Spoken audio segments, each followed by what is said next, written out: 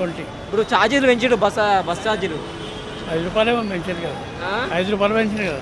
అవును, ఏం చెప్తారు? ఏమైనా తప్పదు కట్ట. ఆ, ఆ. మరి ఇక తగ్గించే ప్రసక్తి ఉండదు కాబట్టి తప్పకుండా ఇక తీసుకోవాల్సిందే టికెట్. ఇది రెండోసారి పెంచడం. ఫస్ట్ సారి అయితే ఏమో గుర్తులేదు, ఇది రెండోసారి. ఇది ఇప్పుడైతే నార్మల్గా ఏం చేస్తారు? డ్యూటీ చేస్తారా? డ్యూటీ. ఎక్కడి నుంచి ఎక్కడ పోతారు? పద్మశాలి నుంచి ఇది ఏమంటారు, ఇష్టమారేడుపల్లి. ఇష్టమరేడుపల్లి. ఈస్ట్. ఎంత అవుతుంది డైలీ? ఎంత అవుతుంది డైలీ ఇప్పుడు 20 అండ్ 10, 30, 30, 60 అయితే డైలీ. 68. అప్ అండ్ డౌన్ 60 అవుతుంది. అసలు ఇప్పుడు ఈ గవర్నమెంట్ వచ్చినాక ఎట్లున్నది పరిస్థితి? గవర్నమెంట్ పరిస్థితి అంత అయోమయంగా ఉన్నది. ఏది సమస్య కాకుంటున్నారు, ఏది కూడా సమస్య కాదు. సరే, పెంచినా కూడా మరి బస్సులు అన్నీ సరిపోతున్నాయా? అదే సీట్లు దొరుకుతున్నాయా? బస్సులు కరెక్ట్గానే ఉన్నాయి. బస్సులు దసరా ఉన్నా కూడా బస్సులు కరెక్ట్గానే వచ్చినాయి సిటీకి మాత్రం. బస్సులు ఏం లేదు కానీ రేట్ అయితే పెంచింది అంతే. రేట్ పెంచి ఇప్పుడు పథకాలు కావచ్చు, ఆర్గనైజ్ గవర్నమెంట్ నా పథకాలు ఎట్లున్నాయి? పథకాలు కొందరికి వస్తాయి, కొందరికి రాలేదు. ఏది హౌసింగ్, ఏది ఇల్లు అన్నాడు, 2500 అన్నాడు.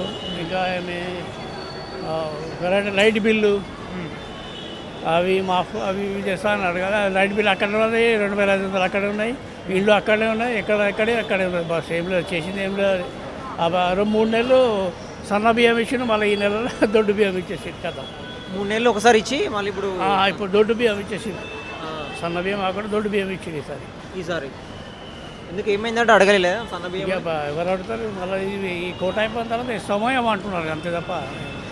ఈ దొడ్డు బియ్యం కోట అయిపోయిన తర్వాత సన్న బియ్యం ఇస్తామా?